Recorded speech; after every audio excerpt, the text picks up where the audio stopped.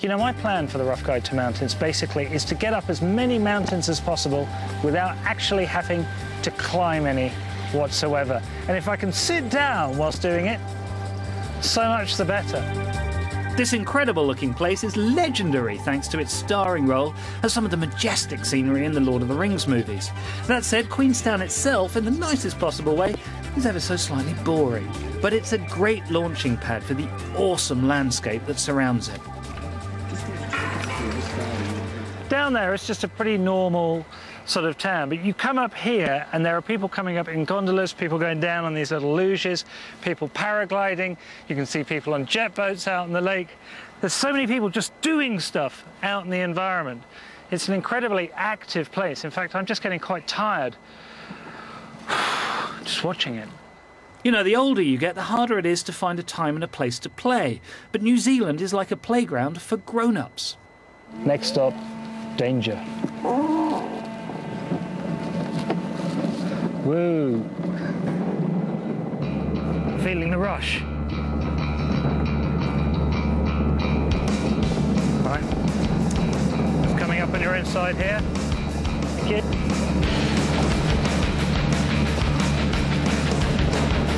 On these luges, you can get up to life-threatening speeds of perhaps 12 miles an hour, certainly fast enough to force out a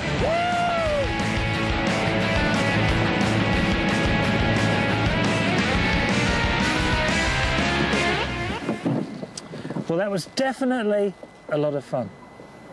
Can we do it again? Well, apparently not, because it's time to grow up and take part in a man's sport. I'm going fishing. In that. Fishing is as close as some men come to prayer. After all, it's calming, meditative and tranquil. So it's ideal, of course, to do it in a helicopter, if only to get closer to God, who in this case takes the form of trout, in both brown and rainbow varieties. The river's low, crystal clear, so the trout can get quite spooky. All they need to see is a bit of movement and bang, they're gone. As we can actually spot the trout from the air, I thought it would be quite good fun to shoot them from the chopper.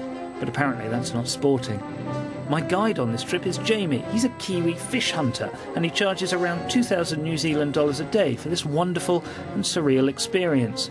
Still, I can't help but wonder what people are paying for here. There's hours of pain, mate, to get seconds, literally split seconds of joy. So ultimately, Jamie, what's the point? No bloody idea, Toby. Okay. So maybe it's not fishing, but gambling. So that rock there, about 5 feet in front, there's a little brown shape. Okay, well that's a fish there. So we sneak in very close, but we must do it quietly and stealthily. So after you there, buddy. Carefully and elegantly following my teacher's advice, I stalk my fish, whilst wondering... Do fish have ears? Okay, he's just cruising down. So basically this fish is aware of us now, so we have really no chance of catching him. So now what we do is we wind up until we see the next one, Toby. And the reason that fish was sitting where he was, Toby, is because he could see all the food floating down to him. It's all about eating as much food, using the least amount of energy as possible. That's funny, that's one of my mottos as well. If we were doing normal fishing now, it'd be a lengthy tramp upriver, looking for more trout, and that's through the swarms of tiny biting flies they don't mention in the tourist brochures. But this is not normal fishing, because we've got ourselves a chopper. As I hope you can tell, this is a great but weird experience, and it feels as decadent as it does natural. Jamie's more focused on the fish hunt, though. We just need to keep searching runs. There'll be a fish somewhere. We're using $1 million machine to pursue a tiny little fish. It's crazy. And then I start to wonder what the fish are making of the whole thing. He's a very light coloured rainbow. He's now pushing them behind the big golden rock. I've got no idea where the fish are at all. So whenever you're ready. Close your eyes. Yep. Now, where the did that go? Okay, right up there. I caught a squirrel. You know, even if we don't catch anything, just the experience of being here will have been enough. But if we do catch something, then the experience of being here will be totally worth the 12,000-mile flight it took us to get to New Zealand. As far up as you can get it. What I'm about to feel is akin to being taken off the bumper cars. All right, swing her over here. We'll wind her up. Well, hard luck there, chap. Luckily, though, the sound of the chopper taking off blocks out the sound of trout laughter.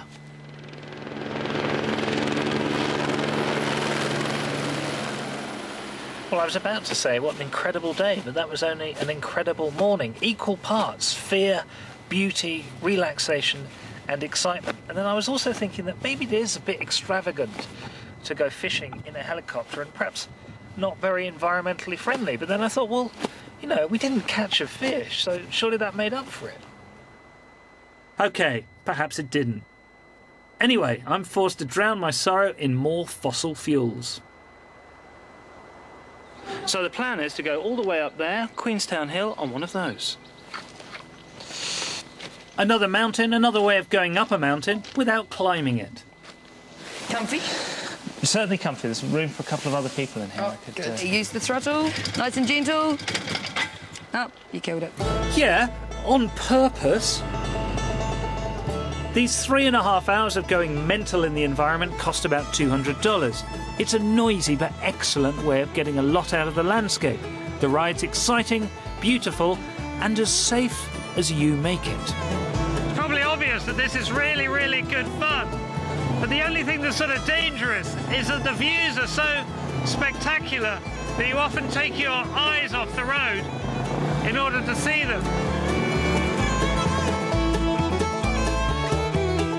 It's fantastic, but rather bumpy on the bottom, so a break is welcome. Righty, cup of tea time. It's good taking the quad bikes up here because you get this sort of sense of achievement without actually really having to do any exercise. I know, it's fantastic. It's perfect. What's it like living here? Because this is a holiday resort for most people, isn't it? It has more tourists than residents. Yeah, totally. It's like being on a permanent holiday, really. I would say most people are here for lifestyle. Right. You know, we're all completely underpaid. Certainly well remunerated in terms of experience. It's awesome. And of course, if you squint, you can see Middle-earth. Yes, you can indeed. You pretty much do a 360 in most of the mountains we used in the movie. This is the Misty Mountains, but it was covered in snow. And Walter Peak, that was also used as well. And then they even used the Crown Range, this one over here, and that's when they had Bill the Pony. Were you an orc or a... No. Do I look like an orc? No. Anyway, on that note. Queenstown is an ideal place for a safe adventure, though a lot of its adrenaline-inspiring activities aren't that cheap. But looking at or climbing its mythical mountains is still free, and they're the best bit.